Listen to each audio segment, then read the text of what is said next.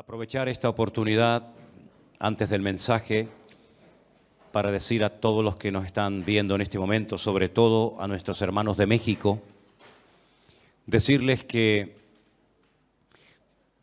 las actividades que vamos a estar llevando Dios mediante a partir del día 2 en adelante se tienen que anotar para poder asistir tanto a la iglesia Emmanuel, donde han ampliado el aforo a 700 personas, y a las cenas que vamos a tener lugar en diferentes lugares. Hermanos, todo ya se ha completado, ya no hay más espacio. Entonces los hermanos que están llamando y escribiendo y diciendo que van a ir de todas maneras con reserva o sin reserva, con autorización o no, yo les pediría por favor que seamos respetuosos, porque tenemos que respetar las leyes y las normas y los aforos que nos han dado.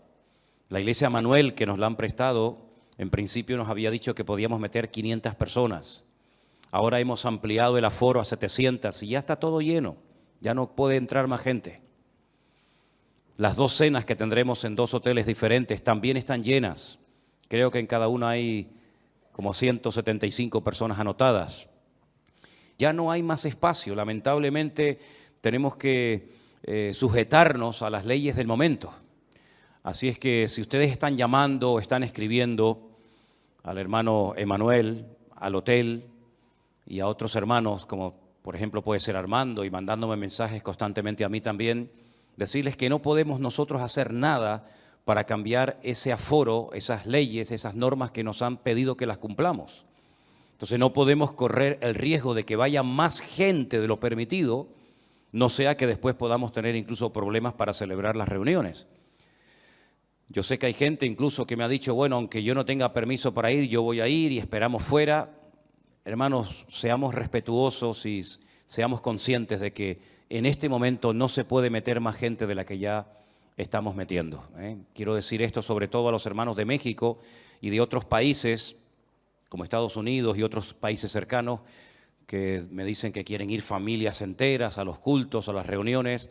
Bueno, hermanos, esto es lo que hay y a mí no me queda más remedio que sujetarme a las normas y a las leyes de cada país, y por eso no hay más capacidad, sino no hay otra explicación. No podemos hacer más de lo que ya estamos haciendo. Pensábamos que íbamos a tardar muchísimo tiempo en poder cubrir todas esas plazas, pero para sorpresa nuestra, todas se han cubierto, todas se han cubierto. Yo no sé si mañana el pastor de la iglesia Manuel o las autoridades de México, de aquí a unos días, abren más la mano para que vaya más gente, pero de momento esto es lo que hay. De momento no puede asistir más gente a los cultos. ¿Sí? Es increíble, ¿no? Tener que decir a la gente que no pueden venir a los cultos, ¿no? Pero es lo que toca y confiamos de que el Señor nos ayude a todos a entender que bueno, que esta es la realidad en la que estamos viviendo actualmente y que no podemos hacer otra cosa. Amén, hermanos.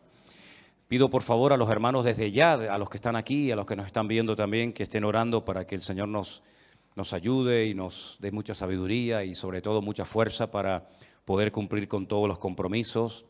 El cambio horario va a ser brutal. El vuelo ya solamente dura 12 horas y solamente tenemos un día para adaptarnos al nuevo horario y a partir del siguiente día prácticamente ya estamos atendiendo a gente y pastores y muchísima gente que va a venir de todas partes. Así es que pedimos oración para que el Señor nos ayude y todo salga bien y dirigido por Él y podamos pues cumplir con los compromisos que tenemos en ese país.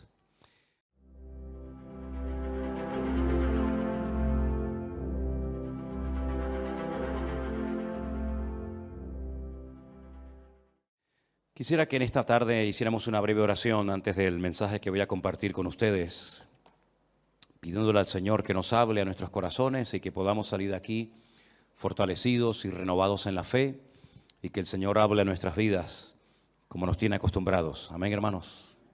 Señor, te damos muchas gracias por esta oportunidad, por este privilegio tan hermoso que nos estás dando de poder disfrutar de este tiempo aquí en tu presencia. Oramos para que esta palabra que va a ser compartida sea de bendición, traiga beneficio, traiga renuevo a nuestras vidas y podamos aprender mucho a través de ella. Te damos gracias por esta oportunidad que nos das en esta tarde de poder estar aquí delante de ti, Señor, sabiendo que tú vas a hablar a través de tu palabra como siempre. Te lo pedimos todo en el nombre de Jesús. Amén y amén. Gloria a Dios. Hay un estudio muy bonito y muy interesante que consiste en ver cómo eran las ciudades, en definitiva, el mundo en el cual se movieron los primeros cristianos. Cómo eran los cultos, completamente diferentes a como los hacemos nosotros hoy en día. Hoy en día todo está centrado generalmente en un pastor o en una persona que es más o menos el que administra la iglesia junto con los ancianos, los diáconos, los obreros, ¿verdad? Pero en aquellos tiempos las iglesias no eran como nosotros las vemos, estamos acostumbrados hoy en día. Se hacían muchas reuniones en hogares, no existían templos. No fue hasta el siglo III después de Cristo que comenzaron a utilizarse locales o antiguos templos paganos para celebrar cultos o reuniones. Los cristianos se reunían en cualquier parte, en playas, en montañas, en casas particulares, en plazas. Y en aquellos tiempos, pues no era tan fácil ser cristiano como hoy en día. Si estudiamos, por ejemplo, cómo vivían los griegos, cómo vivían los romanos, cuáles eran sus costumbres, los principios, entre comillas, que tenían, qué religiones practicaban en aquellos tiempos aquella gente, cómo se desplazaban la gente de un país a otro, los medios de comunicación que existían. Es realmente un estudio muy interesante, ¿verdad? Ver cómo a veces se llegaba a un lugar donde prácticamente no había nadie y poco a poco se iba formando un pequeño pueblo, después una ciudad y así sucesivamente. Pero hay una ciudad que yo la llamo la Gomorra, la Sodoma y Gomorra de los tiempos apostólicos o de los tiempos del apóstol Pablo. Y es sin lugar a dudas la ciudad de Corinto. La ciudad de Corinto está aproximadamente a unos 75 kilómetros de Atenas. Y es una ciudad, o era una ciudad muy interesante porque era una ciudad muy comercial.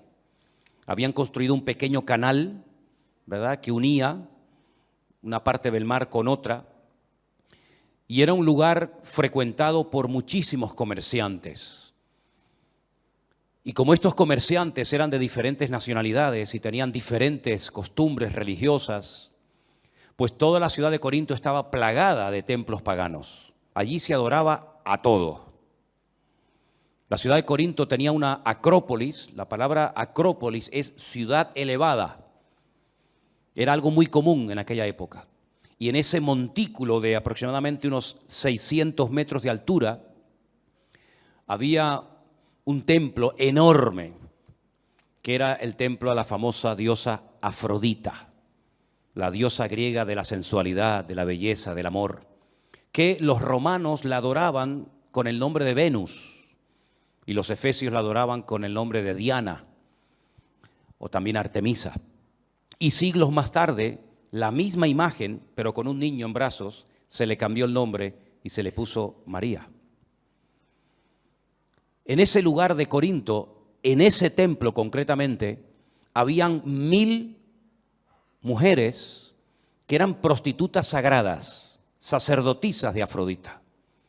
Y todas las tardes bajaban de ese templo y se metían por toda la ciudad de Corinto tratando de captar adeptos, tratando de captar hombres para que se convirtieran en adoradores de Afrodita. Y ellas ofrecían sus servicios sexuales a los hombres de la ciudad de Corinto. Y así de esa manera, utilizando el sexo como gancho, pues alcanzaban a muchos hombres para que fueran adoradores y seguidores de esta diosa pagana, de Afrodita. Y fue en esa ciudad donde el apóstol Pablo llegó en su segundo viaje misionero.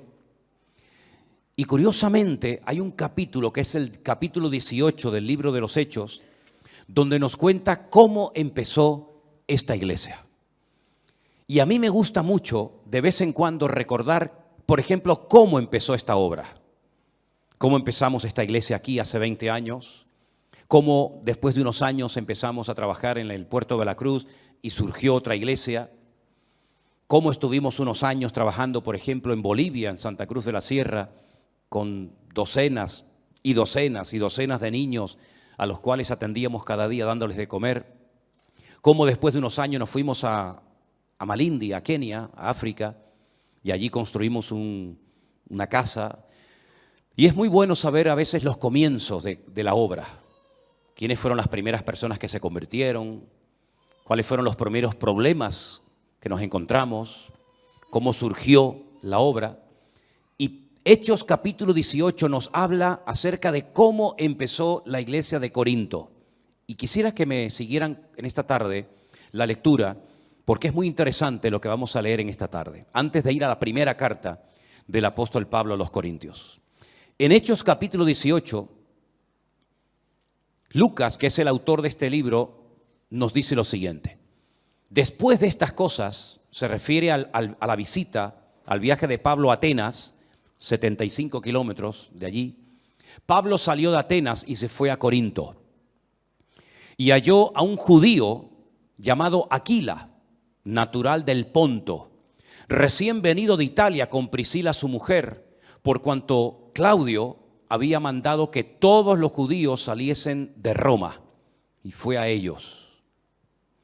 Y como eran del mismo oficio, se quedó con ellos y trabajaban juntos, pues el oficio de ellos era hacer tiendas. Y discutía en la sinagoga todos los días de reposo y persuadía a judíos y a griegos. Y cuando Silas y Timoteo vinieron de Macedonia, Pablo estaba entregado por entero a la predicación de la palabra, testificando a los judíos que Jesús era el Cristo. Pero oponiéndose y blasfemando estos, les dijo, sacudiéndose los vestidos, vuestra sangre sea sobre vuestra propia cabeza. Yo limpio desde ahora, me iré a los gentiles. Y saliendo de allí, se fue a la casa de uno llamado Justo, temeroso de Dios, la cual estaba junto a la sinagoga. Y Crispo, el principal de la sinagoga, creyó en el Señor con toda su casa, y muchos de los corintios, oyendo, creían y eran bautizados. Entonces el Señor dijo a Pablo en visión de noche, no temas, sino habla y no calles, porque yo estoy contigo, y ninguno pondrá sobre ti la mano para hacerte mal, porque yo tengo mucho pueblo en esta ciudad. Se detuvo allí 1 año y 6 meses, enseñándoles la palabra de Dios. Pero siendo Galión procónsul de Acaya, los judíos se levantaron de común acuerdo contra Pablo y le llevaron al tribunal, diciendo, este persuade a hombres a honrar a Dios contra la ley. Y al comenzar Pablo a hablar, Galión le dijo a los judíos, si fuera algún agravio o algún crimen enorme, oh judíos, conforme a derecho, yo os toleraría. Pero si son cuestiones de palabras y de nombres y de vuestra ley, vedlo vosotros, porque yo no quiero ser juez de estas cosas. Y los echó del tribunal. Entonces los griegos, apoderándose de Sóstenes, principal de la sinagoga, le golpeaban delante del tribunal, pero a Galión nada le daba de ello. Entonces los griegos, apoderándose de Sóstenes, principal de los hermanos, apoderándose de principal de la sinagoga, le golpeaban delante del tribunal, pero a Galión nada le daba de ello. Versículo 18 dice así. Mas Pablo, habiéndose detenido aún muchos días allí, después de despedir a los hermanos, navegó a Siria, y con él Priscila y Aquila, habiéndose rapado la cabeza en Cencrea porque tenía hecho un voto. Llegó a Éfeso y los dejó allí, y entrando en la sinagoga discutía con los judíos, los cuales le rogaban que se quedase con ellos por más tiempo, mas no accedió, sino que se despidió de ellos diciendo, es necesario que en todo caso yo guarde en Jerusalén la fiesta que viene, pero otra vez volveré a vosotros si Dios quiere, y zarpó de Éfeso. 18 meses ininterrumpidos estuvo el apóstol Pablo en esta ciudad de Corinto. Allí conoció a Priscila, Aquila, un matrimonio que le apoyó muchísimo durante su ministerio, y después, como hemos leído, vino Timoteo y también Silas, y estas personas junto con él y probablemente otros más le ayudaron a fundar la iglesia de Corinto. La iglesia de Corinto tenía muchas particularidades. No fue una iglesia fácil. Como 3 o 4 años después de haber estado trabajando allí, le llega un informe al apóstol Pablo diciéndole que la iglesia está llena de problemas. Muchos hermanos se habían peleado los unos con los otros, se habían formado distintos grupos y la iglesia estaba realmente siendo afectada por el mundo. En vez de ellos afectar al mundo y a la sociedad corrompida de Corinto, estaba ocurriendo más bien todo lo contrario. La atmósfera espiritual, el ambiente de la ciudad de Corinto, una ciudad de una promiscuidad sexual brutal, una ciudad de carnalidad. Fíjense hasta qué punto que en las obras de teatro de la comedia griega, cuando se quería utilizar la palabra borracho, no se utilizaba directamente la palabra borracho, sino que se decía, este es un corintio, porque era sinónimo de una persona atrapada y dominada por el alcohol. Era una ciudad pervertida, ya digo, era la Sodoma y Gomorra del Nuevo Testamento. Y allí el apóstol Pablo se afincó durante 18 largos meses para predicar la palabra de Dios y nació esta iglesia. Y ya digo, como 3 o 4 años más tarde le escribe una primera carta donde él responde a una serie de preguntas que los hermanos le están haciendo. Por ejemplo, en el capítulo 7 de Primera de Corintios le están haciendo preguntas acerca del matrimonio. Le dicen a Pablo, bueno, y si mi marido no es convertido y yo sí lo soy, ¿qué hago? ¿Me separo? ¿Me divorcio? ¿Sigo con él? Entonces Pablo en el capítulo 7 de Primera de Corintios le da instrucciones concretas y específicas a las mujeres que tienen maridos inconversos o a los maridos que tienen esposas inconversas y que además tenían hijos. Y él les responde en todo un capítulo a esas preguntas. Le preguntan también acerca del tema de la comida, porque como les acabo de decir, en la ciudad de Corinto había muchos templos, a Apolos, a Afrodita, a todas las divinidades habidas y por haber, y lo que hacían es que llevaban las vacas, llevaban los animales, los sacrificaban, los mataban delante de esos ídolos, en esos templos, y luego vendían esa carne en las carnicerías para que la gente comiera de ellos. Entonces los cristianos decían, está bien que nosotros comamos carne que ha sido por la mañana sacrificada, por ejemplo, a uno de los tantos ídolos de la ciudad. ¿Podemos comprar esas carnes a esa gente y comer de ella? Entonces Pablo, por ejemplo, en el capítulo 8 de Primera de Corintios les dice lo que tienen que hacer acerca de la carne que previamente había sido sacrificada a los ídolos.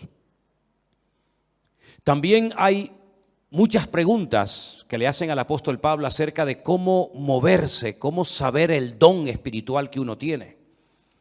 El apóstol Pablo dedica 2 capítulos muy interesantes, por cierto, el 12 y el 14 de Primera de Corintios para traer luz y para aclarar cuáles son los dones del Espíritu Santo y cómo se tienen que ejercer ordenadamente en la iglesia.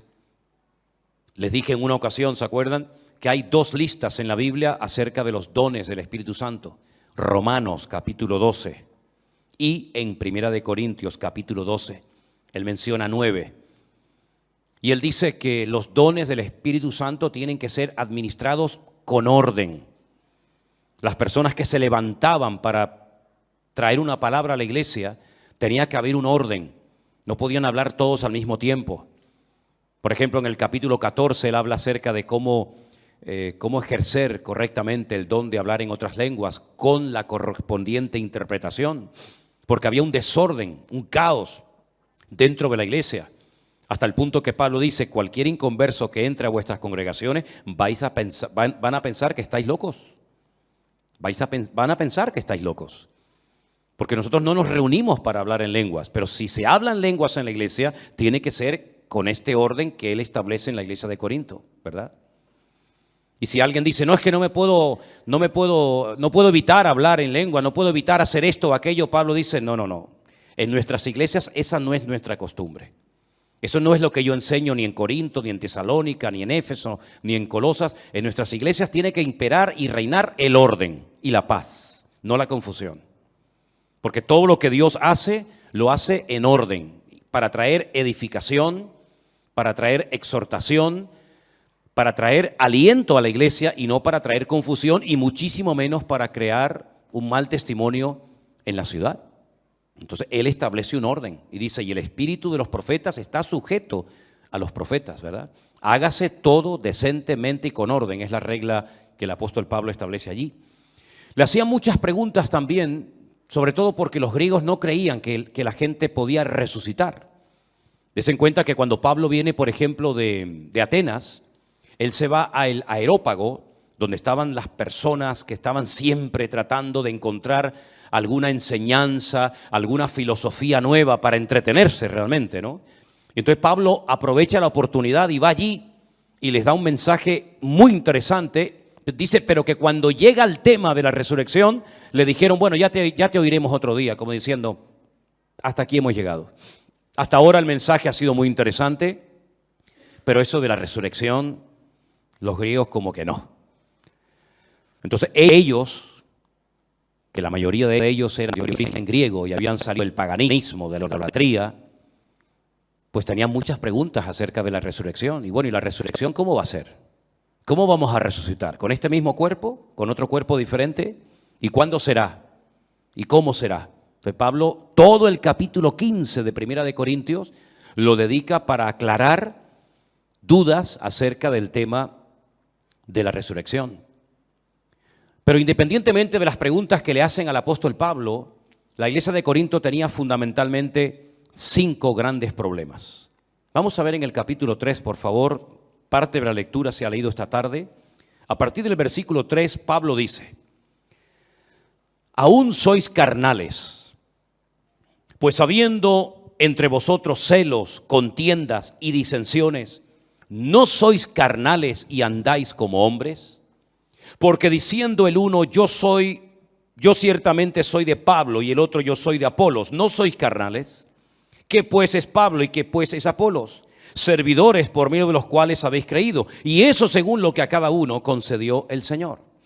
Pablo no va a tolerar bajo ningún concepto que la iglesia internamente se divida en grupos, unos a favor de unos, otros a favor de otro, en contra de otro, sino que Pablo dice, mira, el Señor a mí me utilizó para sembrar la iglesia en la ciudad, y después vinieron otros ministerios, como por ejemplo el de Apolos, que vino a regar la semilla que yo había plantado, pero ni él ni yo somos lo más importante, porque al fin y al cabo el que está dando el crecimiento es el Señor, y la gloria y la honra no se la damos a los hombres, sino se la damos solamente a nuestro Dios, ¿verdad? Y ese era un problema que había en la iglesia de Corinto, que había grupos, parecía una sola iglesia, pero realmente eran muchas iglesias dentro de una misma iglesia. Las divisiones internas, Pablo no quería bajo ningún concepto que se produjeran, porque eso lo único que trae es problemas, divisiones y por supuesto mal testimonio. Y el Señor no se mueve en el caos, el Señor no se mueve en el desorden. Nuestro Dios es un Dios de orden, y desde el primer libro de la Biblia hasta el último libro de la Biblia vemos este principio fundamental de Dios. Dios se mueve en el orden. Todo lo que usted haga que no esté en orden, no esperes que Dios te respalde. No esperes que Dios te bendiga. No esperes que Dios, si me permiten, haga la vista gorda, diciendo, bueno, no pasa nada. No, Dios es un Dios de orden. Lo mostró en Génesis 1 en la creación, lo mostró en la familia, lo mostró en la construcción del tabernáculo, lo mostró en la organización de las 12 tribus de Israel, lo mostró en la familia, lo mostró absolutamente en todo, y por supuesto también en la iglesia. Si nuestras vidas no están en orden, difícilmente estarás con la bendición de Dios, porque Dios no se mueve, repito, en el caos, en el desorden y en las divisiones. Amén, hermanos. Ese era un gran problema que tenía la iglesia de Corinto, y es un problema que tienen muchas iglesias hoy en día, que están divididas por falta de enseñanza, por falta de madurez, por falta de crecimiento, fijándose en los hombres en vez de fijándose en Dios. Esa es una de las cosas que queremos desde el primer día que pisemos México, cuando Dios nos permita llegar allí, dejar bien claro que la gloria y la honra se la tenemos que dar única y exclusivamente al Señor, y del hombre yo no espero nada, pero de mi Dios lo espero absolutamente todo. Y hay de aquellos que pongan su mirada en los hombres, porque lo único que se van a llevar son desilusiones. Otro problema que había en la iglesia, que se menciona en el capítulo 5, es incesto. En el capítulo 5, a partir del verso 1, dice: se oye que hay entre vosotros fornicación, y tal fornicación cual ni aún se nombra entre los gentiles, tanto que alguno tiene la mujer de su padre. Esto dice, a pesar de la corrupción y de la promiscuidad sexual de la ciudad de Corinto, esto no era algo que se practicaba en aquel tiempo, que un hijo tuviera relaciones sexuales con la mujer de su padre, con su madrastra. Y este hombre venía a la iglesia y se congregaba como uno más. Y cuando a Pablo le informan de esto, dice: ustedes están envanecidos. ¿No deberíais más bien haberos lamentado para que fuese quitado de medio de vosotros el que cometió tal acción? Ciertamente yo, como ausente en cuerpo, pero presente en espíritu, ya como presente he juzgado al que tal cosa ha hecho. En el nombre de nuestro Señor Jesucristo, reuníos vosotros y mi espíritu con el poder del Señor Jesucristo, y el tal sea entregado a Satanás para la destrucción de la carne, a fin de que el espíritu sea salvo en el día del Señor Jesús.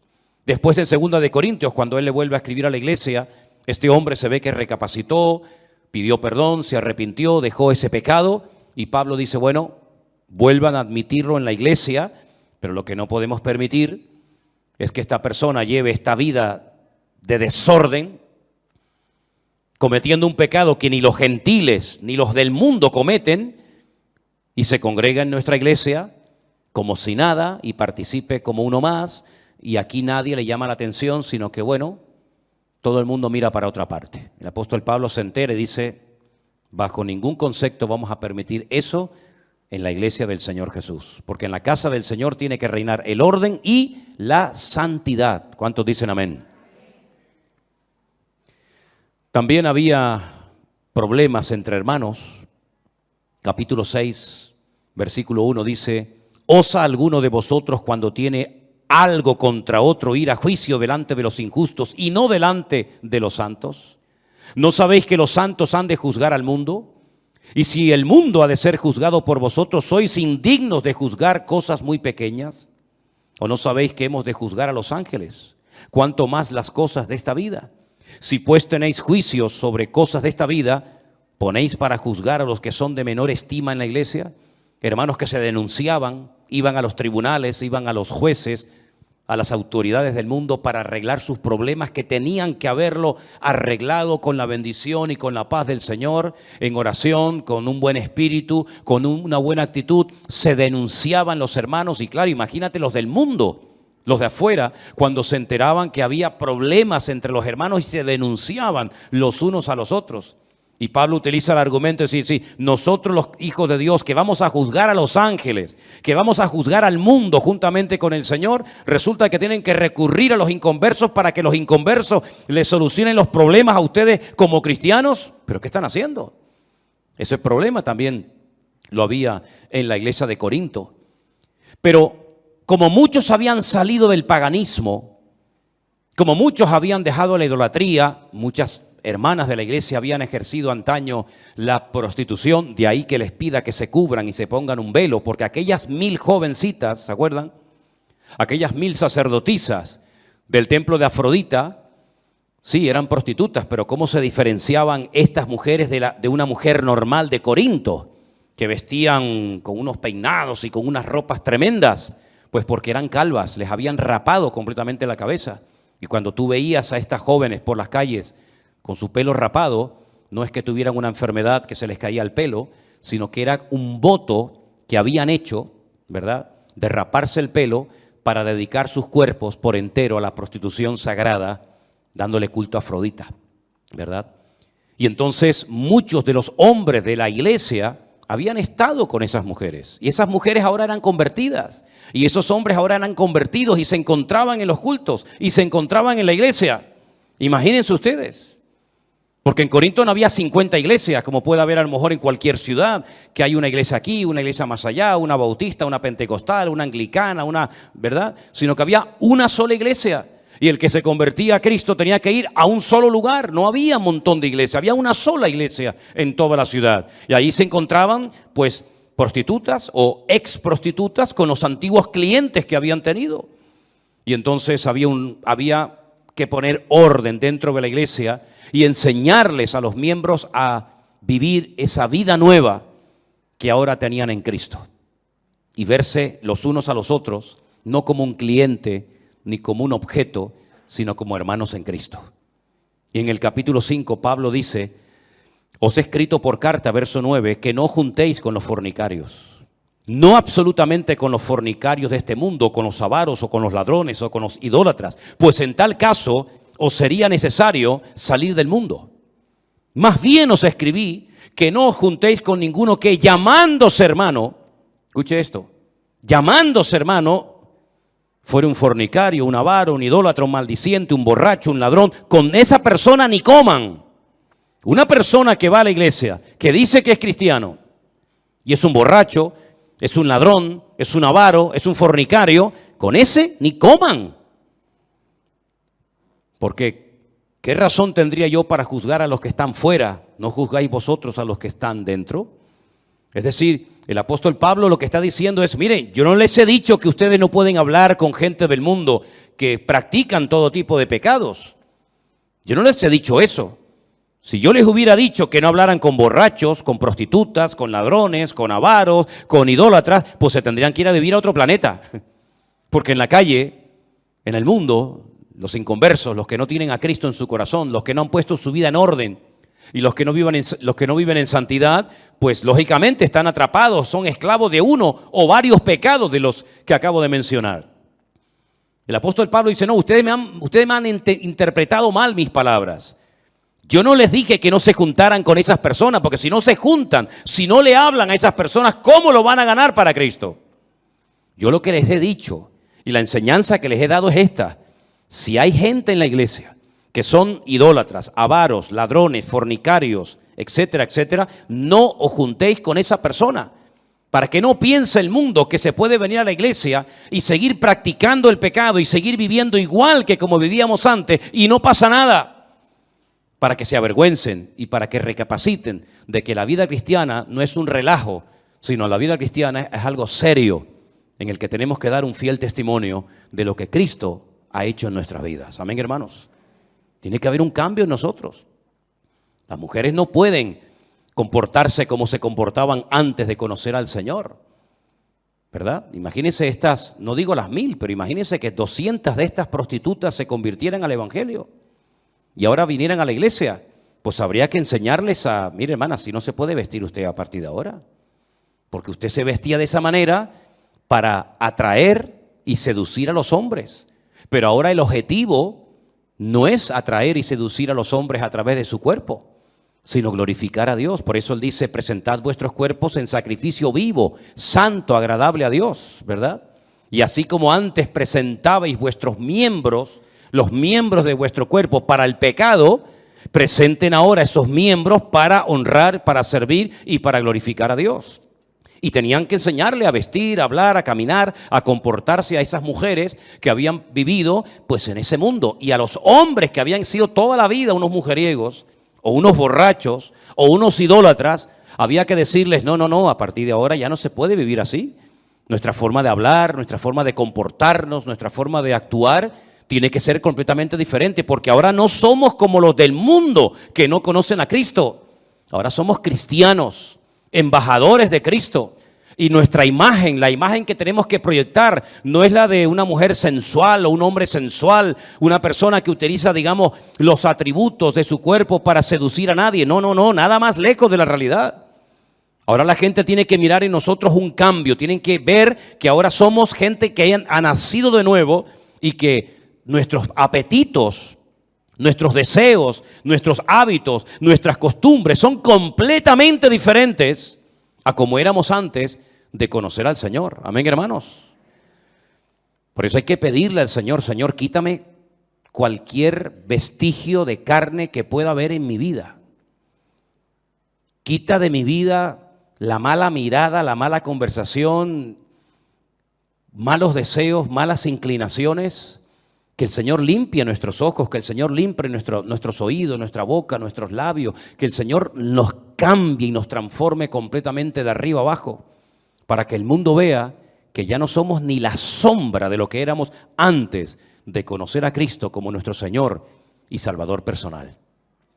Pablo escribe varias cartas y se pegó 18 meses de su vida en Corinto para enseñarles cómo se vive ahora nuestra nueva vida en Cristo.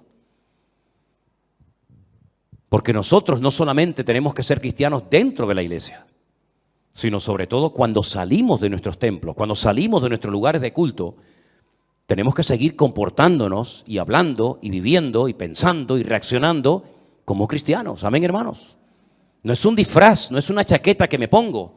Me visto de cristiano, vengo el domingo a la iglesia con carita de niño bueno, con carita de niña buena, y luego salgo y soy un mujeriego, un borrachuzo, atrapado a los vicios de este mundo, enganchado a las loterías, enganchado a la pornografía, una promiscuidad sexual brutal. No, usted no ha entendido nada, amigo. Usted no ha entendido nada, hermana. En Cristo tenemos que cambiar en todo, pero no solamente por dentro, sino en algunos casos también por fuera, ¿sí o no? Y eso es lo que al mundo le va a sorprender si, oye, este hombre, esta mujer habla, se comporta de una forma diferente cuando esta persona yo lo conozco de toda la vida y fue así, pero ahora es otra persona y gloria a Dios si comienzan a decir las personas que te conocían, oye, no te conozco, no eres ni la sombra de lo que eras. Y entonces le vas a decir, el motivo por el que soy otra persona es porque Cristo vive en mí, porque Él ha cambiado mi vida y ahora mi vida está para darle honra y gloria al Señor y no para atraer la atención hacia mi persona. Esto no se aprende en 2 días.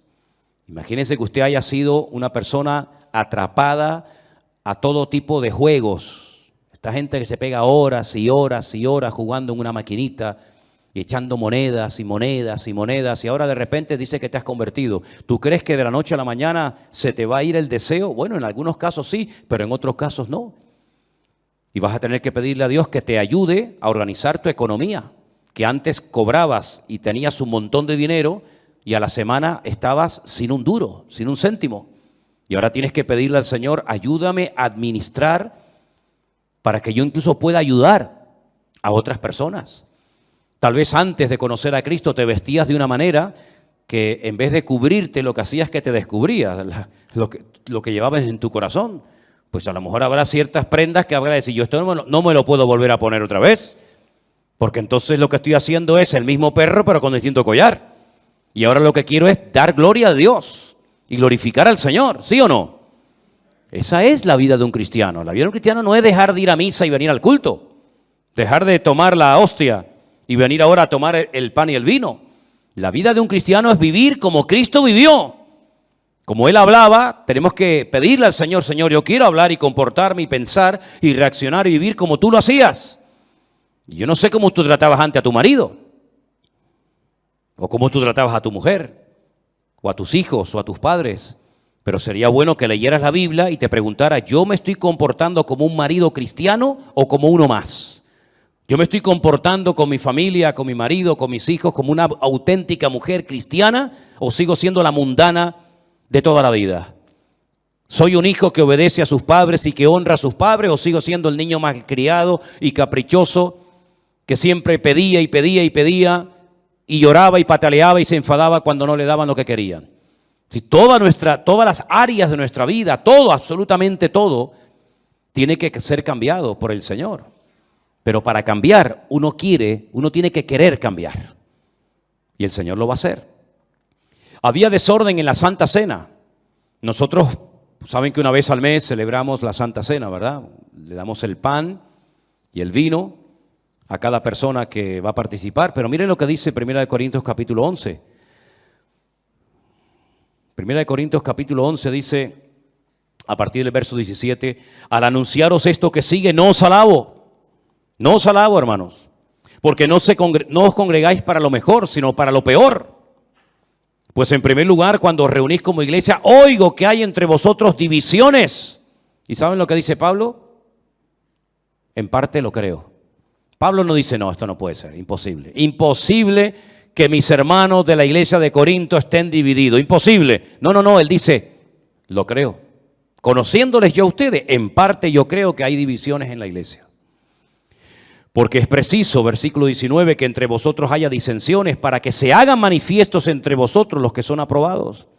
Cuando pues os reunís vosotros, esto no es comer la cena del Señor, porque al comer cada uno se adelanta a tomar su propia cena y uno tiene hambre y otro se embriaga. Pues ¿qué? ¿No tenéis casas en las que podáis comer y beber? ¿O menospreciáis la iglesia de Dios y avergonzáis a los que no tienen nada? ¿Qué os diré? ¿Os alabaré? En esto no os alabo. La gente se ve que llevaba su comida a la iglesia y ya se quedaban en la iglesia a comer. Y claro, había gente pudiente en la iglesia y gente pobre, como siempre ha habido. Gente con más y con menos capacidad económica. Y dice la Biblia que algunas personas tenían hambre y se iban hambrientos de la iglesia. Y otras personas tenían tanta abundancia de comida y de bebida que hasta se emborrachaban dentro de la iglesia, dentro de los cultos, del lugar donde se habían decidido congregar. Y claro, cuando a Pablo le decían, mira, tú sabes que hay hermanos que tienen hambre y van al culto y salen con hambre. Y al lado a lo mejor hay una mesa de unos hermanos ricos y tienen de todo.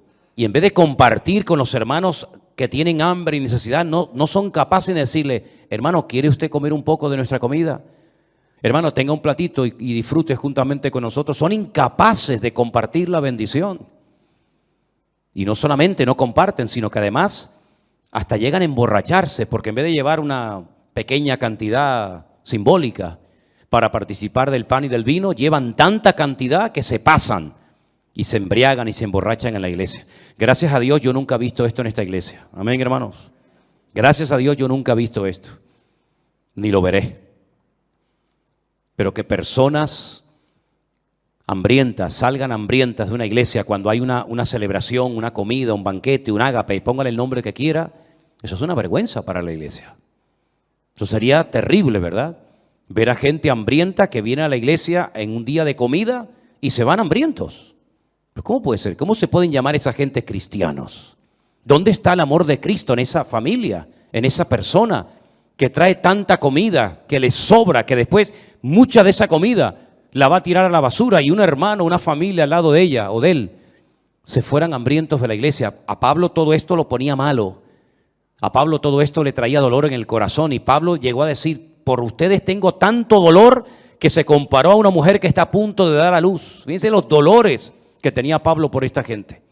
Tenía dolor, tenía tristeza, le pesaba en el corazón o escuchar, oír estas noticias de una iglesia que él amaba tanto, por la cual había trabajado tanto y donde había estado 18 meses de su vida con hombres de Dios como Silas, Timoteo, Apolos, Priscila, Aquila, su marido, y ver ahora, 3 o 4 años después, a la iglesia en estas condiciones le causaba una tristeza tremenda. Porque la iglesia tiene que ir cada vez a mejor. Cada vez tenemos que estar más firmes, más maduros, más constantes, más fieles al Señor. Cada vez tenemos que tener las doctrinas más claras en nuestra vida. No ser niños fluctuantes que ahora sí, ahora no, ahora creo, ahora no creo. El apóstol Pablo luchó y derramó lágrimas para que en esta iglesia se estableciera una congregación de sana doctrina, una iglesia unida, una iglesia que pudiera contrarrestar toda la basura espiritual y el ambiente y la atmósfera terrible que había en Corinto. Y lamentablemente vemos que el ambiente de la ciudad se metió dentro de la iglesia hasta el punto que dentro de la iglesia se cometían casi los mismos pecados que se cometían en los templos paganos de la ciudad de Corinto. ¿Y cómo no le iba a doler a Pablo eso? Imagínense ustedes si el Señor Jesucristo hubiera entrado un día en un culto normal de la iglesia de Corinto. Imagínense cómo hubiera reaccionado el Señor si entra a una iglesia donde supuestamente se le está dando honra, gloria y culto a Él y se encuentra uno borracho, al otro acostándose con su madre, al otro criticando a este hermano, al otro insultando a la otra hermana, al otro yendo al juez para presentar una denuncia contra este hermano. ¿Cómo hubiera reaccionado el Señor si hubiera entrado un día físicamente a esa congregación? Pues yo creo que hubiera actuado exactamente igual que cuando entró al templo de Jerusalén en su época, cuando dice la Biblia que entró y comenzó a volcar las mesas de los cambistas Y comenzó a echar a patadas a toda la gente que estaba allí comerciando en el templo y dijo aquello de: habéis convertido mi casa de oración en una cueva de ladrones. Amén, hermanos. No me extraña que la gente fuera al estanque de Betesda, que está muy cerca, ¿saben? Los que han estado allí conmigo saben que el templo y el estanque de Betesda está muy cerquita, muy cerquita. No me extraña que con este ambiente espiritual, no me extraña a mí que con este mal testimonio y con este mal ejemplo del templo, de los sacerdotes, de Anás, de Caifás, etcétera, la gente prefiriera irse a una piscina de agua putrefacta esperando a un supuesto ángel que decían que venía, que nunca vino ningún ángel. Preferían estar allí esperando que un ángel descendiera del cielo para recibir su milagro que estar en el templo, sabiendo que allí lo que le iban a quitar es lo poco que a lo mejor podían llevar y que a lo mejor ni siquiera le iban a dejar entrar por la condición en la que se encontraba. Y a mí me gustaría que en esta tarde todos y cada uno de nosotros tomáramos conciencia de que yo no estoy hablando de un templo pagano, yo no estoy describiendo cómo era un culto de Afrodita, de Apolos, de Venus, de estas divinidades, sino estamos hablando de una iglesia local, una iglesia que podría ser nuestra congregación. ¿Y por qué el Señor permitió que nosotros, los cristianos de 2000 años después de esto, nos enteráramos de este relajo y de este desorden en la iglesia? ¿Por qué no pasó la página y dice, bueno, eso no lo cuentes? Cuenta las cosas bonitas. Por ejemplo, mira, habla de la iglesia de los filipenses, que es una buena iglesia. Al fin y al cabo solamente hay dos hermanitas ahí que están peleadas una con otra, Evodia y Síntique, pero bueno, son dos nada más dentro de mucho. Habla de los filipenses o habla de otra iglesia. ¿Por qué el Señor permitió? ¿Por qué el Señor inspiró con su Espíritu Santo al apóstol Pablo para que escribiera esta carta y nos contara todos los desórdenes, el pecado, la basura, las divisiones, el incesto que había en esa congregación, para que nosotros tengamos ejemplos a no imitar y para que sepamos que si bajamos la guardia podemos llegar a vivir un cristianismo tan carnal como el que ellos vivieron? Porque esta iglesia empezó muy bien, esta iglesia no empezó mal, esta iglesia empezó muy bien. Y cuando el apóstol Pablo, si quieren venir conmigo al capítulo 1, les dirige la primera carta, miren lo que les dice: Pablo, llamado a ser apóstol de Jesucristo por la voluntad de Dios, y el hermano Sóstenes. Es interesante notar que Sóstenes y un hermano llamado Crispo eran los líderes de la sinagoga de Corinto, que se convirtieron juntamente con el Señor y se hicieron miembros de la iglesia de Corinto. Y ahora le escriben una carta a la iglesia y le dice: a la iglesia de Dios que está en Corinto. Y ahora mira lo que dice Pablo: a los santificados en Cristo Jesús, es decir, a los que han sido llamados, a los que han sido llamados aparte. Eso es lo que significa ser santos o santificados, ser llamados aparte, sacarlos en este caso de la idolatría, del paganismo, de toda esa basura. Ustedes han sido llamados para ser santos en Cristo Jesús, llamados para ser santos junto con todos los que en cualquier lugar invocan el nombre de nuestro Señor Jesucristo, Señor de ellos y nuestro. Nosotros también, hoy en día, hemos sido llamados a ser santos, a marcar una diferencia, a ser gente que marca una diferencia aquí en la isla donde vivimos o en el país donde usted me está viendo y escuchando en esta noche. No puede pasar nuestra vida desapercibida ni decir, bueno, ¿este cristiano de qué? ¿De qué es cristiano este hombre? Esta señora dice que es cristiana, pero ¿cristiana de qué? Nosotros hemos sido llamados a marcar una diferencia como los de Corinto. Fueron llamados, fueron sacados de la idolatría, de los templos del paganismo, para que fueran santos y sirvieran al Señor. Ese es el llamado de ellos y el nuestro también, hermanos. Gracias doy a mi Dios siempre por vosotros, por la gracia de Dios que fue dada en Cristo Jesús.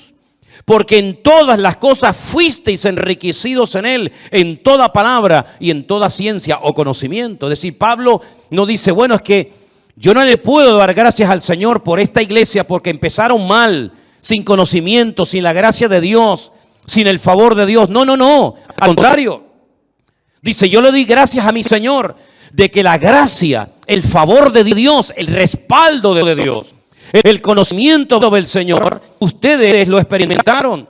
De tal manera, fíjate lo que dice Pablo aquí, esto es tremendo. Verso 7, de tal manera que nada os falta en ningún don. ¿Cuántos dicen amén? No es que la iglesia estuviera mal porque le faltaba algo. No, no, a ustedes no les falta de nada. A ustedes no les falta absolutamente de nada. Nada os falta en ningún don, esperando la manifestación de nuestro Señor Jesucristo, el cual también os confirmará hasta el fin, para que seáis irreprensibles en el día de nuestro Señor Jesucristo. Y fiel es Dios, por el cual fuisteis llamados a la comunión con su Hijo Jesucristo nuestro Señor. Es decir, una iglesia que empieza bien, con un buen pastor, con unos buenos obreros, con una sana doctrina, una enseñanza excelente, en medio de un ambiente terrible como ya lo he definido.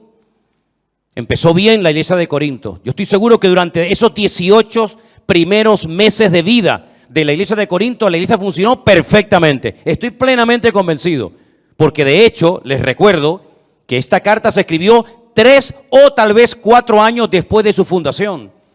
Es decir, que durante los primeros años, los primeros 3 años como mínimo, digamos que la iglesia anduvo bien.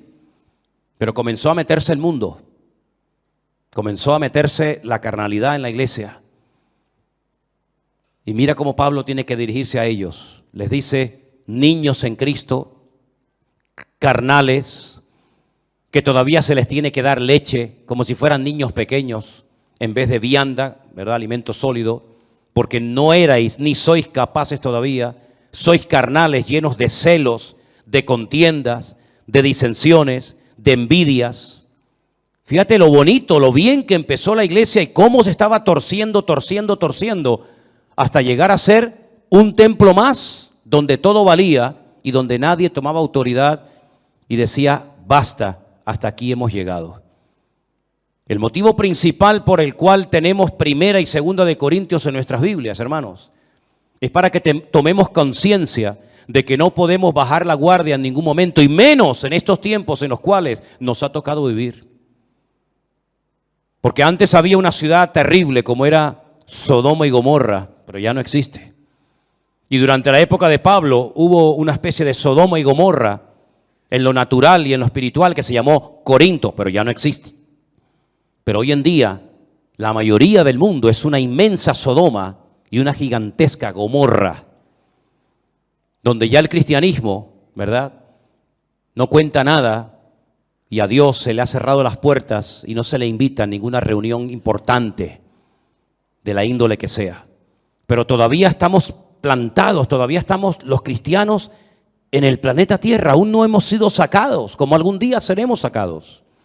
Todavía el Señor nos tiene aquí, paseando por calles, por ciudades, pueblos grandes, pueblos pequeños, en todos los continentes de la tierra, en lugares de mucha población, de poca población, en lugares de gente pudiente, rica, influyente, de gente que prácticamente nadie sabe ni que existen. Todavía estamos nosotros los cristianos en este mundo.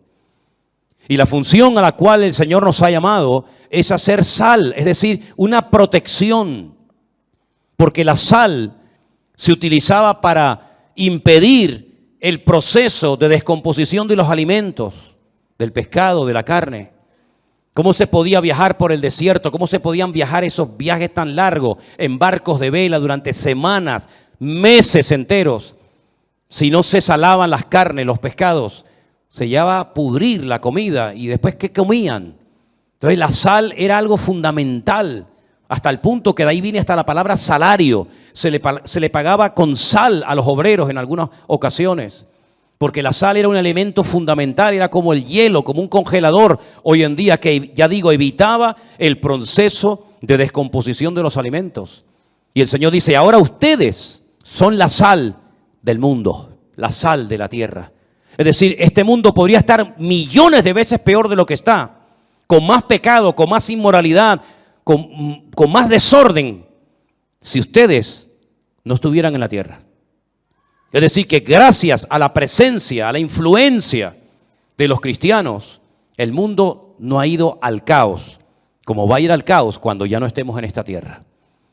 Y después dice el Señor, y además no solamente ustedes tienen que ser sal, es decir, impedir que en los colegios, en las universidades, en las iglesias, en la sociedad, se produzca una anarquía total y absoluta, sino que además de eso, por si eso fuera poco, ustedes tienen que iluminar, ustedes tienen que ser luz en medio de las tinieblas.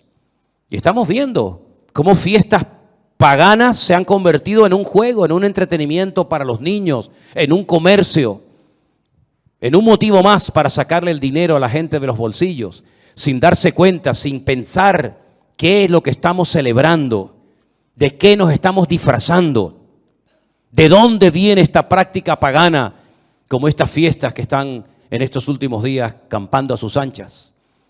Es decir, tenemos que tomar conciencia del motivo principal por el cual todavía el Señor no nos ha sacado del planeta Tierra. Que repito, que algún día nos sacará, pero que todavía tenemos un propósito y un objetivo que cumplir. No permitamos que el mundo se meta en nuestras casas. No permitamos que el mundo se meta en nuestros hogares a través del ordenador, a través de la televisión. Porque ya el diablo no tiene ni siquiera que tocar la puerta, ya se mete sin pedir permiso. No permitamos que la corriente de este mundo nos atrape y seamos uno más, pasando totalmente desapercibido, sin marcar una diferencia y sin decir, no, alto, no, yo no estoy de acuerdo con eso. No. La Biblia dice, no, Dios no está de acuerdo. No nos dejemos arrastrar por la corriente de este mundo.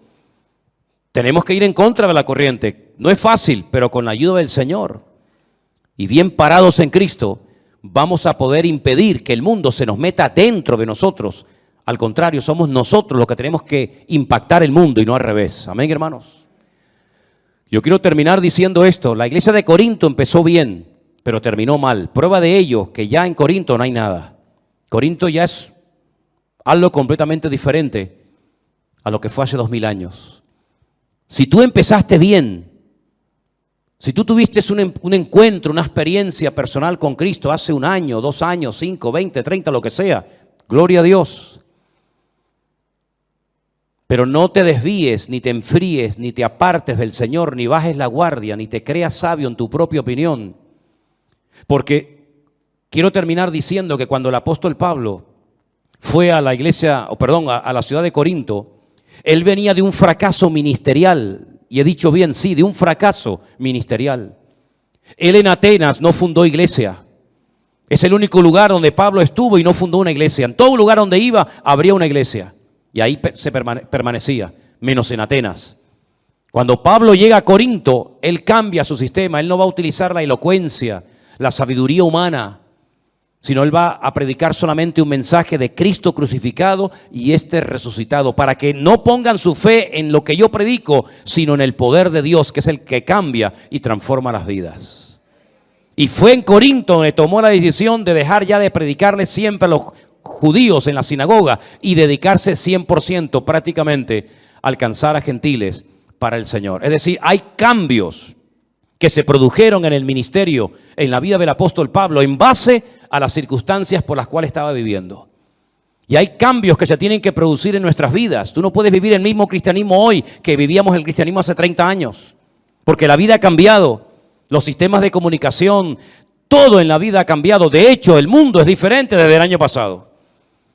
Y tenemos que renovarnos y pedirle al Señor que no nos estanquemos. Bueno, mi vida, tu cristianismo no puede ser, bueno, vengo a la iglesia el domingo, digo amén y me voy. Si tu cristianismo es así de pobre, así de mediocre, cuando aparezcan en el horizonte las cosas que van a ocurrir en breve, yo no sé si tú podrás aguantar, mi hijo. Yo no sé si tú tendrás.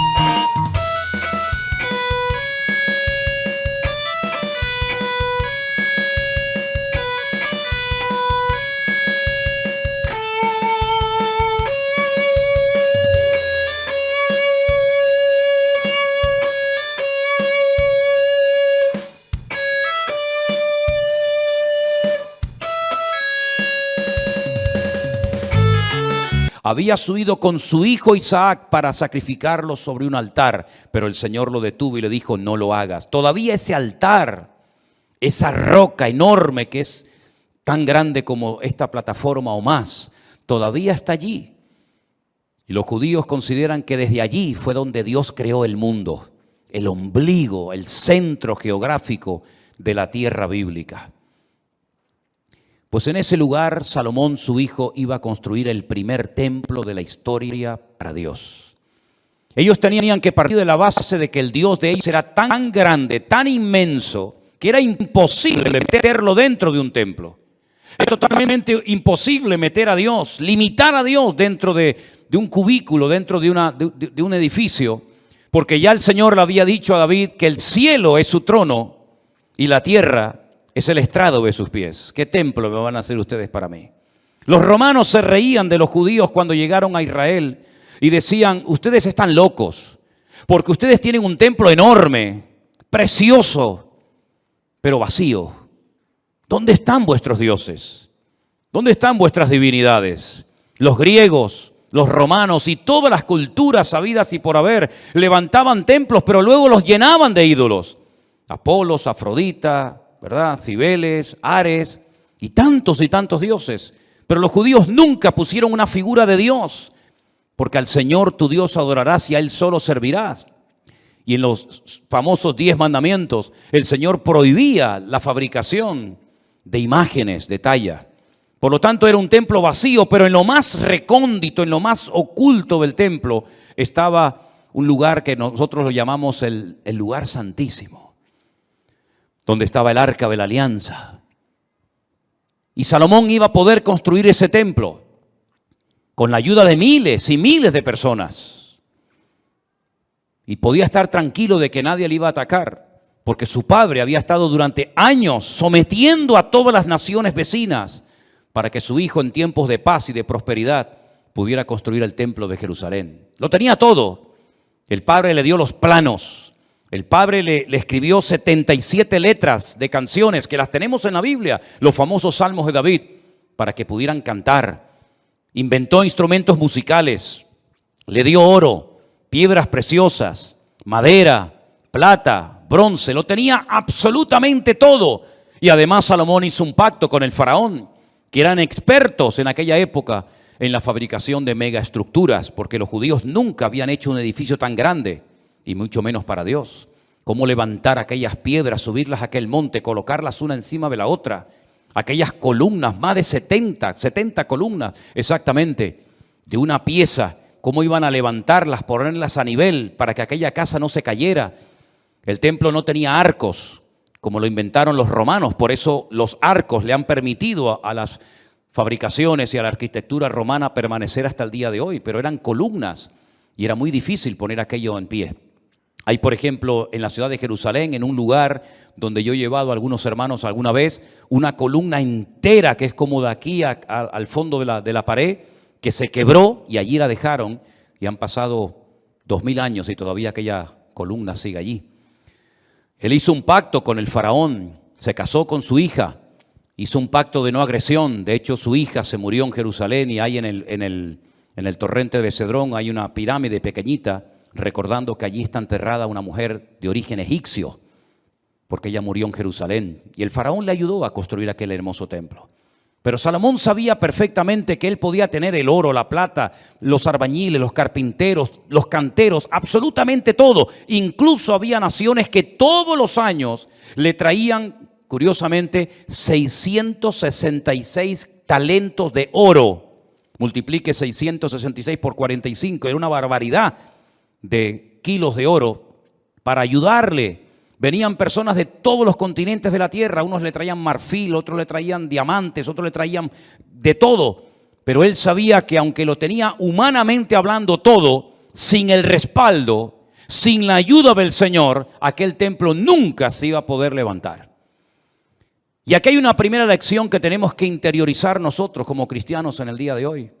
Nosotros nos podemos esforzar mucho y de hecho el esfuerzo forma parte de la vida cristiana. Esfuérzate y sé valiente, le decía el Señor a Josué, ¿verdad? Josué capítulo 1. Esfuérzate y pelea, le decía el apóstol Pablo a Timoteo. Pero por mucho que nos esforcemos, por mucho que trabajemos, por mucho que madruguemos o por mucho que trasnochemos, sin el respaldo, sin el favor de Dios, todo lo que hagamos nos sirve absolutamente para nada. ¿Cuántos dicen amén? Algunos creen que por trabajar más van a ganar más y se equivocan. Porque la Biblia no enseña que para ganar más hay que trabajar más. Si usted quiere ganar más, no haga eso, porque lo está haciendo al revés. Si usted quiere ganar más, yo después le digo lo que tiene que hacer. Pero no trabajes más para ganar más, porque vas a ganar menos y te vas a terminar agotando. Porque la Biblia dice, en el Salmo que hemos leído, que si el Señor no edifica la casa, en vano, y esa palabra en vano, esa expresión en hebreo en vano, significa para que no llegues al agotamiento físico y mental. ¿Qué les parece? Para que no llegues a un momento que digas, ya no aguanto más, estoy reventado, estoy cansado.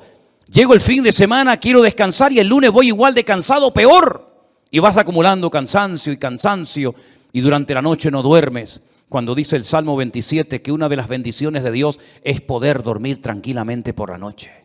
Dice que a sus amados el Señor les dará el sueño. Y hay muchas personas que darían cualquier cosa con tal de poder dormir en paz, como nosotros, los hijos de Dios, que hemos aprendido a depender y a descansar en el Señor, podemos dormir en paz. ¿Cuántos dicen amén? No sé por qué nos han hecho últimamente a Elena y a mí una pregunta, me la hacen de vez en cuando, por internet, por WhatsApp, por correos, incluso hasta en persona. ¿Ustedes están durmiendo bien? Y preguntamos, ¿y por qué nos hacen esa pregunta? Sino pues con todo lo que tienen, todo el jaleo de atender gente de aquí y llamar, ¿ustedes duermen bien? Y la respuesta de Elena siempre es la misma, dormimos perfectamente. Porque nosotros hemos aprendido a descansar y a depender únicamente del Señor. No entramos en estrés, ni en nervios, ni en agobio. No perdemos la paz absolutamente por nada. ¿Por qué? Porque la obra no depende de nosotros, la obra depende del dueño, de la cabeza, y el dueño y la cabeza es nuestro Señor Jesucristo. Me da mucha pena, mucha lástima cuando veo a cristianos agobiados, cargados, estresados, con la tensión disparada. Perdonen si alguien se siente aludido, yo es que no le he tomado la atención nunca a ninguno de ustedes, por eso hablo desde la libertad, porque claro, va a decir, ¿este hombre cómo sabe que tengo yo la tensión alta? No, yo no sé nada, pero el Señor lo sabe todo. Pastillas para poder dormir, claro, después pastillas para despertarte. Agobiado, estresado, que no llego a fin de mes, que no pago el colegio de los niños, que los libros, que esto, que lo otro. Y yo he cumplido recientemente 60 años. No me da ninguna vergüenza decirlo, al contrario, estamos orgullosísimos de los 60 años que tenemos. Y de esos 60 años, que parecen mucho, pero a la hora de la verdad no son tantos, de esos 60 años, 40 los he dedicado a servir única y exclusivamente al Señor. Es decir, no me he dedicado en otra cosa los últimos 40 años de mi vida más que a servir al Señor. Con iglesias pequeñas, con iglesias grandes, con escasez, con abundancia, con mucha gente, con poca gente o con ninguna gente. Y en estos últimos 40 años, si algo hemos aprendido, sobre todo en este último año, es que Dios es galardonador de los que le buscan. Y cuando más difícil estaba todo, y cuando humanamente hablando era imposible que esto siguiera adelante, el Señor sin manos nos dio una cachetada de amor, mostrándonos y enseñándonos que Él es el que edifica su casa y su obra, y no nosotros. A mí me llama mucho la atención que este verbo, edificar, es exactamente el mismo que emplea el Señor Jesucristo cuando hace referencia a lo que Él iba a hacer. Edificaré mi iglesia. Su padre en Génesis capítulo 1 nunca empleó el verbo baná o boné, que es construir, sino el verbo bará, que se parece, pero no tiene nada que ver una cosa con otra. Bará es un verbo que solamente aparece en la obra creadora de Dios. Cuando dice la Biblia que en el principio creó, ese verbo creó es bará y significa crear de la nada. Este púlpito está hecho de un material llamado metacrilato. Lo mandamos a hacer hace 20 años. El que lo hizo, porque este no se ha perdido ningún culto desde que estamos aquí, Este ha estado todos los cultos, todas las reuniones de jóvenes, todos los cultos de jueves, todos los cultos de domingo. Este que está aquí, o esto que está aquí, ha estado siempre aquí. Pero el que lo hizo, no lo creó, lo hizo utilizando una materia prima, metacrilato. Y el púlpito que tenemos en la iglesia del Puerto de la Cruz es de madera. Y alguien lo hizo, no lo creó, utilizando la materia prima de la madera. Pero el verbo bara en Génesis capítulo 1 es crear de la nada. ¿Y cómo Dios creó sin utilizar materia prima? Sin utilizar tierra, sin utilizar piedra, sin utilizar madera, con el poder de su palabra. Dijo Dios, sea la luz, y fue la luz.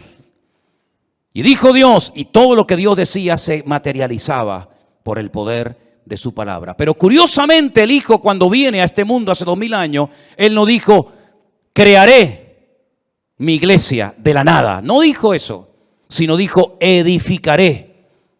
Y si juntamos, y tenéis memoria para recordar esto, el Salmo 127 dice Salomón, si Dios no edifica esta casa, en vano estamos trabajando nosotros aquí. Estamos perdiendo el tiempo, nos estamos desgastando, vamos a llegar a la extenuación, al agotamiento, si Dios no respalda esta obra. Porque Él sabía que esa obra no dependía de sus obreros, de su sabiduría, que era mucha y la tenía, de su dinero, que era mucho y lo tenía. Él sabía que aquella casa no era una casa particular, no era una sinagoga, no era un colegio, era la casa de Dios. Y la casa de Dios solamente se podía utilizar esa palabra, esa expresión, para hacer referencia al templo. Yo sé que hay gente que dice, hermanos, bienvenidos a la casa de Dios. Está mal dicho eso, porque esto no es la casa de Dios. Esto es un local donde se reúne la iglesia, pero esto no es la casa de Dios. Dios no vive aquí. Si esto fuera la casa de Dios, yo no me voy de aquí ni a palos. ¿Cómo me voy a ir de aquí si mi Dios vive aquí? ¿A dónde me voy a ir?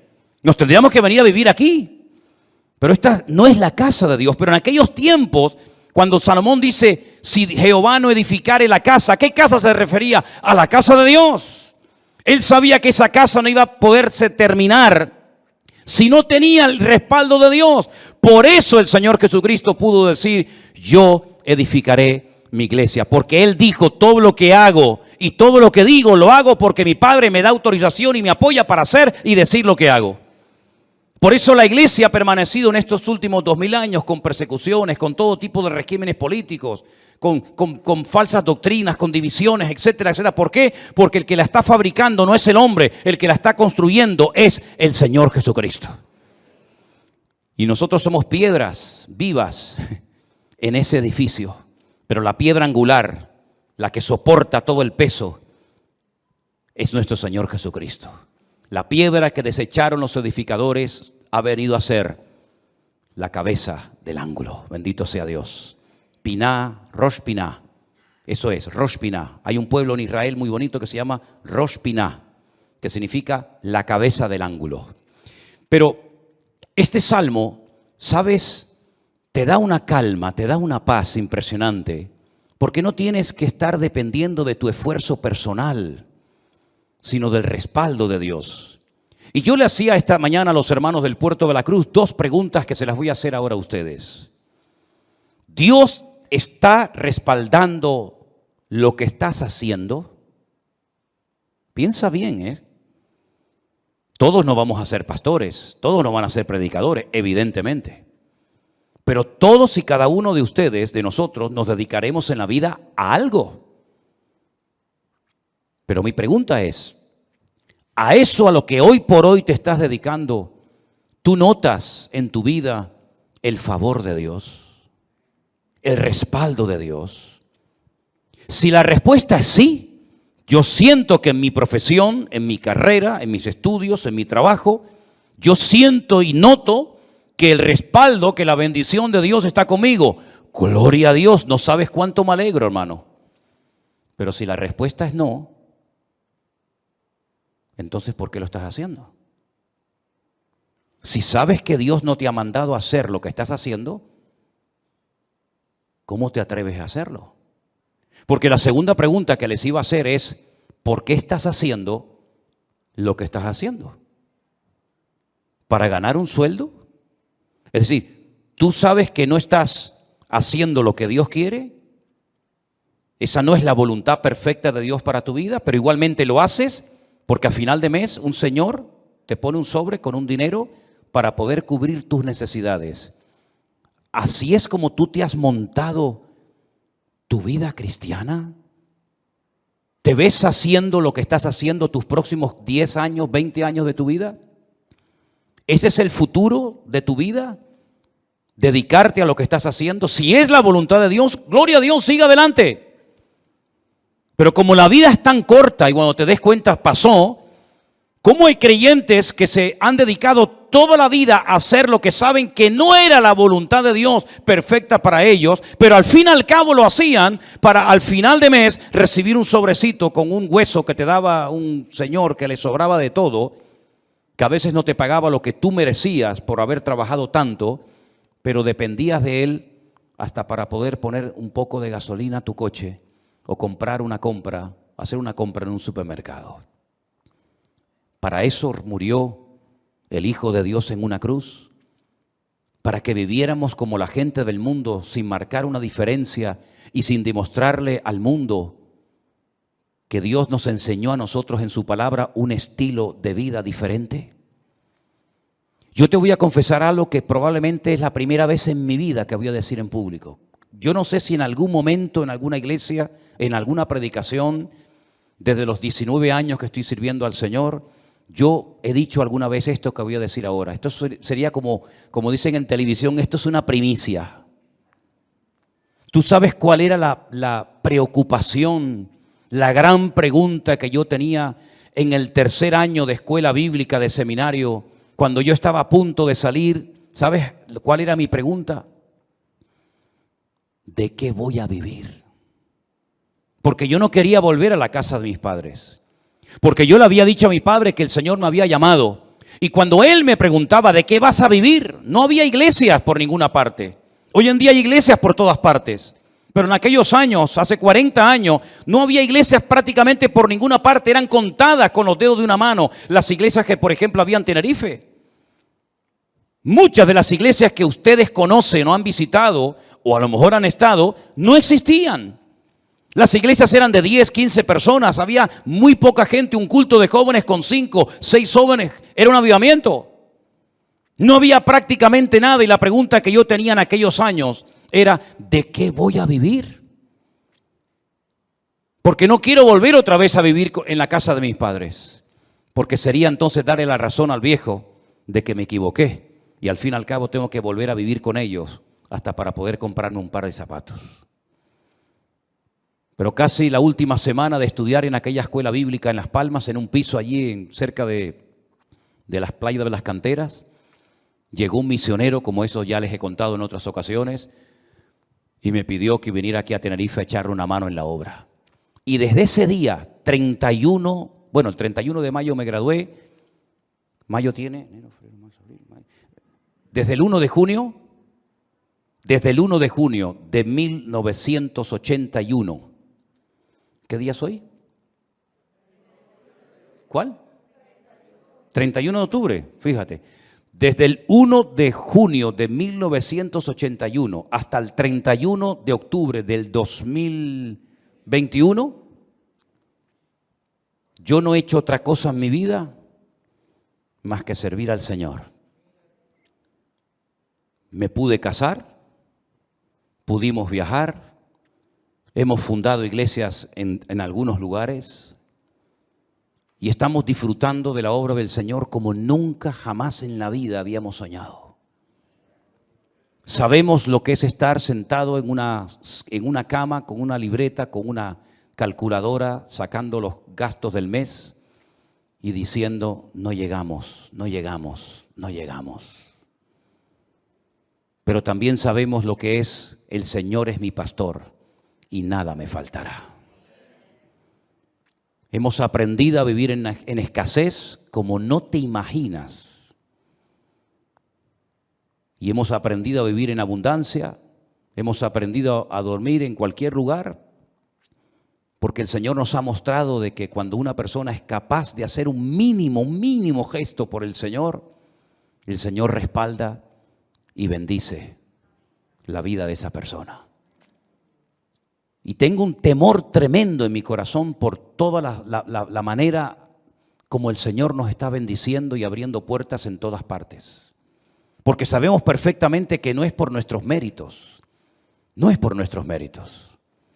Quiero decirles que cuando muchos de ustedes vinieron a esta iglesia, nosotros ya hacía años que estábamos aquí. Hacía años que estábamos en este lugar. Y el Señor ha ido edificando poco a poco su obra. Y hoy en día podemos hablar para la gloria del Señor de miles y miles de personas que en todas partes del mundo, muchos de ellos han conocido al Señor Jesucristo como su Señor y Salvador personal en este último tiempo.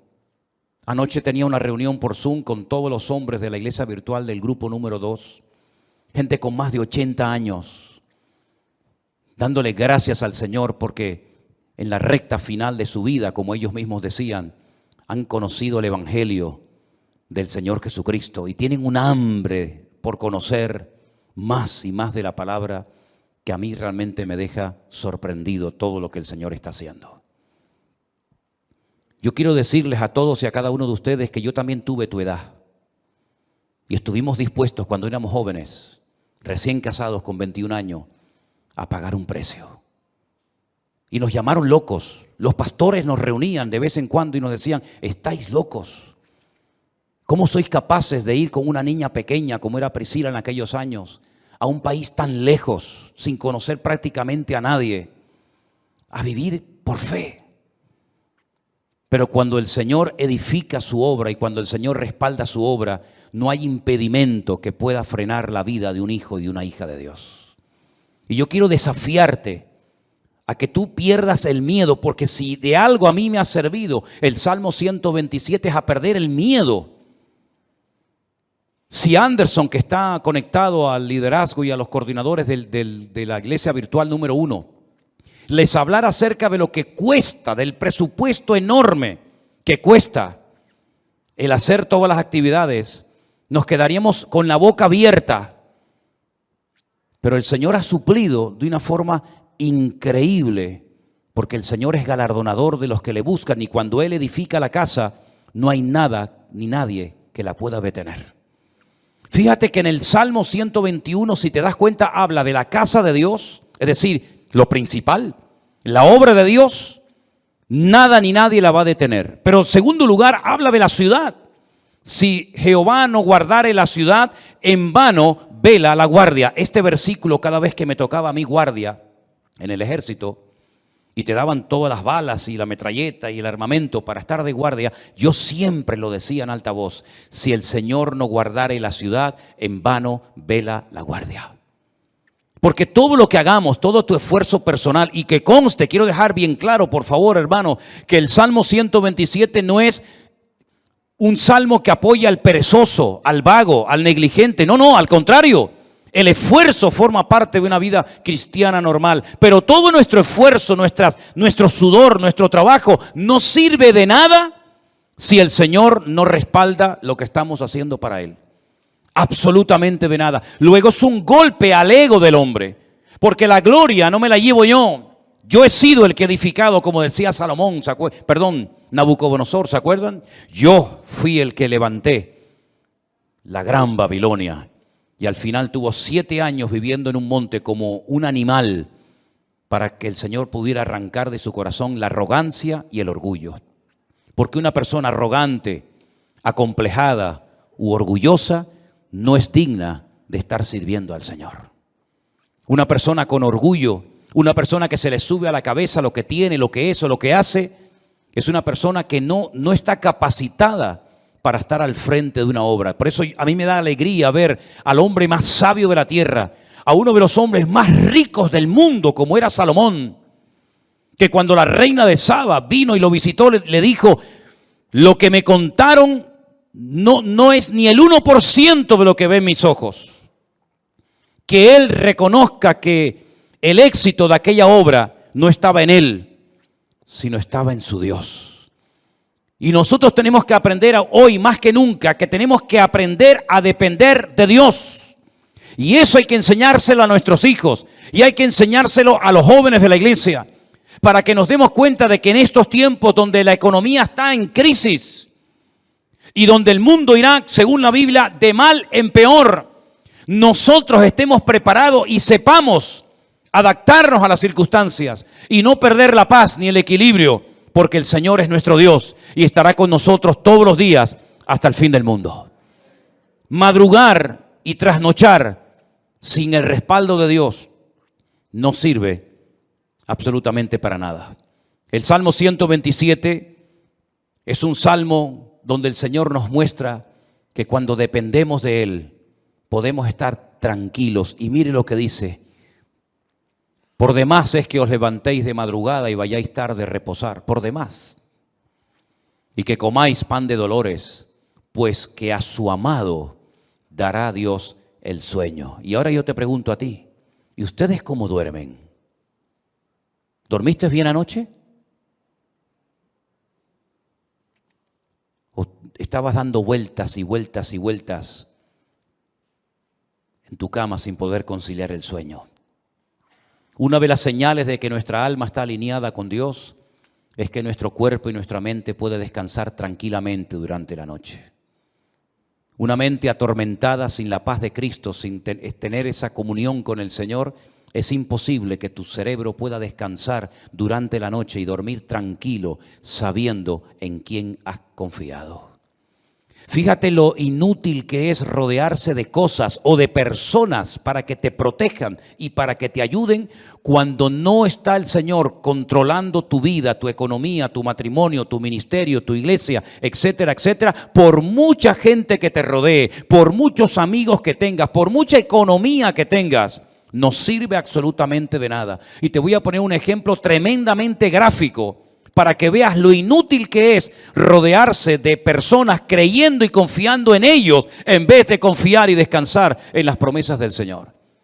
¿Os acordáis de Saúl? ¿Sabéis quién era Saúl? Sí, ¿verdad? El primer rey de Israel. Estaba obsesionado con matar al rey David o con el joven David.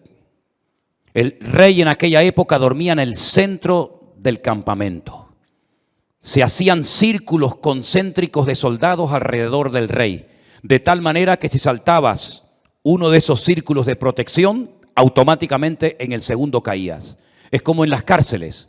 ¿Veis que hay como un muro alambrado que si logras saltarlo, te encuentras a continuación otro y te quedas entre muro y muro, ¿verdad?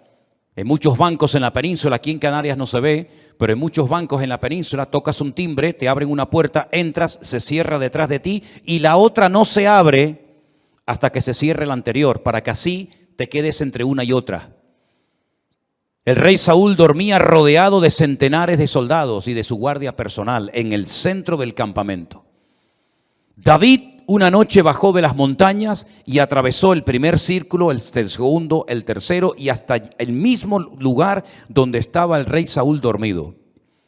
Cogió la lanza del rey Saúl, subió a lo alto de una montaña y cuando estaba lejos comenzó a gritar: ¡Abner! ¡Abner! ¿Qué haces? ¿Qué forma de proteger al rey es esa? Mira lo que tengo en la mano. He llegado hasta la misma presencia del rey Saúl, al que supuestamente tú tienes que estar cuidando. Te has quedado dormido. No has cumplido con tu deber. Y ahí hay un ejemplo gráfico de cómo un rey rodeado de cientos de soldados que se quedan dormidos. Ahora puedes entender lo que dice el Salmo 127. Si el Señor no vela y cuida y protege a la ciudad, en vano vela la guardia. Todos se van a quedar dormidos espiritualmente hablando en estos últimos tiempos. Los políticos se van a quedar dormidos y no van a saber discernir el mundo espiritual. Los bancos se van a quedar dormidos y van a ser esclavos del próximo sistema mundial de economía. Los religiosos se han quedado dormidos hace siglos y son incapaces de discernir los tiempos y las ocasiones.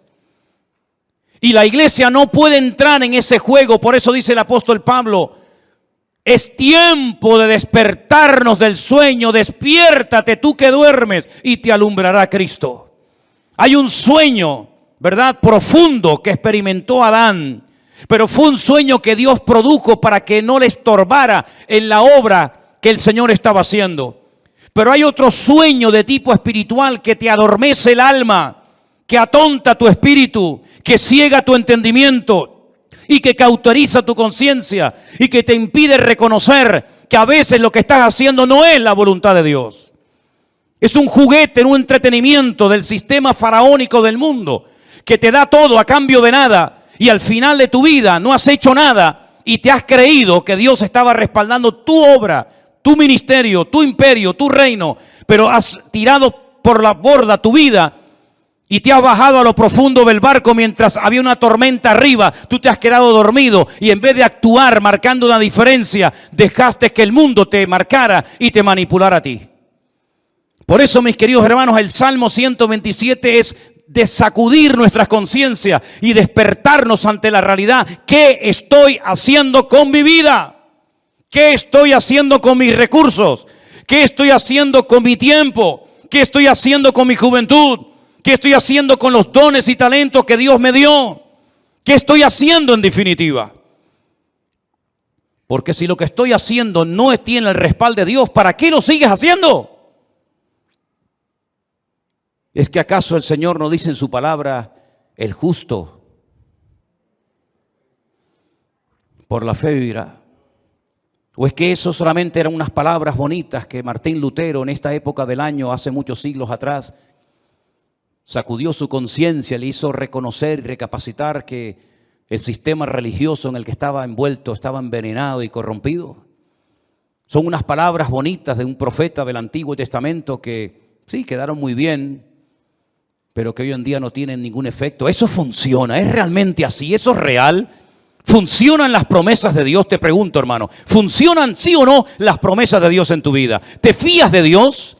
¿Crees que Él te puede sanar, que te puede prosperar, que te puede bendecir? Pues te voy a dar algunas pinceladas para que empieces a entrar en una dimensión diferente en cuanto a tu relación con Dios. Primero, hay ciertas y determinadas cosas que hay que pelearlas y lucharlas en el campo de batalla. Goliat no se iba a ir por el hecho de que estaba frente a él el ejército de Israel. Al contrario, el ejército de Israel le atraía, porque la luz atrae a los mosquitos. Ellos no tuvieron que ir a buscar a Goliat. Goliat los encontró a ellos. Y aunque Goliat estaba en aquel lugar y se sabía que iba a ser derrotado porque allí estaba el hombre de Dios, David. Para Goliat era un atractivo estar en aquel lugar, como es un atractivo para muchos el conquistar a tus hijos, o romper tu matrimonio, o derrotar tu ministerio. ¿Por qué? Porque tú tienes luz, tú proyectas luz. Hay una gracia de Dios, hay algo de Dios en tu vida que al enemigo lo atrae. No tienes que buscarlo, él te va a encontrar. La luz atrae a los mosquitos. Si no, vete al campo y enciende una luz para que veas cómo enseguida vienen los bichos. Y si nosotros verdaderamente somos luz, vamos a atraer a ciertas y determinadas cosas. Y por eso la Biblia dice que hay que pelear. ¿Pero pelear qué? La buena batalla. Porque hay batallas que no las pelees porque vas a morir. Como Jonatán se fue a pelear una batalla que no tenía que haber ido nunca y murió. Pero Pablo dice, yo he peleado la buena batalla. ¿Estás peleando la buena o la mala batalla? Porque la buena te dará la corona de vida, la recompensa del Eterno. Pero la mala te quitará la vida, tu familia, tu esposa, tus hijos, y perderás el galardón de Dios. Hay bendiciones que vienen por pelearlas. La tierra está delante de vosotros, pero ahí están los filisteos, los amorreos, los cananeos, los jebuseos, los amonitas, los moabitas. Ir y pelear contra ellos. Y tuvieron que pelear y jugarse la vida, y derramar sangre, y tener heridas y cicatrices en el cuerpo para conquistar la tierra. Porque hay ciertas y determinadas bendiciones, claro, tú tienes que saber cuáles, que tienes que conseguirlas peleando la buena batalla en el nombre del Señor. Pero hay otros milagros que no vienen por pelear, sino simplemente por decir gracias por esta situación que estoy atravesando en mi vida. Cuidado, no solamente es una palabra mágica, gracias y ya viene el milagro, no. Es una actitud, es una edificación interior de tu alma producida por la obra del Espíritu Santo en ti. Y cuando tu corazón no tiene quejas ni dudas, porque puedes decir, yo sé en quién he creído, eres capaz de llegar a un cementerio en un ambiente de derrota y de pesimismo, cuando incluso los familiares del difunto te echan en cara, si hubieras estado aquí mi hermano no estaría muerto, como diciendo tú eres el culpable, si tú hubieras estado aquí mi hermano estaría vivo. Y cuando te ponen todo tipo de impedimentos y de trabas diciendo no, deja las cosas como están, porque si movemos la piedra va a salir un olor terrible, hace 4 días que ese hombre está ahí enterrado y esto va a ser terrible. Cuando tú tienes un corazón moldeado por la mano del eterno Dios, tú eres capaz de, ante la muerte, decir, Padre, yo te doy gracias porque sé que tú siempre me oyes. Y se produjo un milagro sin ayuno, sin oración, sin reprender demonios, sin gritos, sin shows ni espectáculos, sino simplemente con una expresión de gratitud y de dependencia del Padre. Yo sé que tú siempre me oyes, Lázaro, sal fuera. Y se produjo un milagro tremendo, uno de los milagros más espectaculares de Cristo, simplemente por expresar gratitud en medio de la muerte y del dolor. Y el segundo gran milagro de Cristo, un milagro que consistió en multiplicar cosas. En este caso no fue transformar elementos como agua o vino, sino crear cosas, multiplicar panes y peces de una forma incontable, en pleno desierto, donde no había recursos materiales para poder cubrir la necesidad de tantas miles y miles de personas, cuando sus propios discípulos, y tendrás esta experiencia en tu vida, te lo aseguro,